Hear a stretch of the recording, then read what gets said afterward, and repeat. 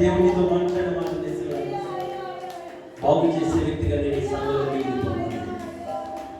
కావలి కాసే వ్యక్తిగా నేను ఈ సంఘంలో మిగిలిపోవాలి ప్రభువా. ఎట్లా బాగు చేయాలో నాకు నేర్పించండి తండ్రి. బాగుపరిచేటువంటి స్వభావం నాకు అనుగ్రహించండి తండ్రి. నాకు తెలియక నేను ప్రవర్తిస్తున్నాను ప్రభువా. నేను అక్కడికి సమీపంలో ఉంది నానా. నా స్వభావం ఇంకా నేను మార్చుకోకపోతే అనవసరంగా అనుకోకుండా నేను నా రాత్రుల్లో విడవబడతాను ప్రభా. ఎంతో ప్రయాస సభలు ఏర్పాటు చేయబడ్డాయి, ఎంతో త్యాగంతో, ఎంతో భారంతో, ఎంతో ప్రార్థనతో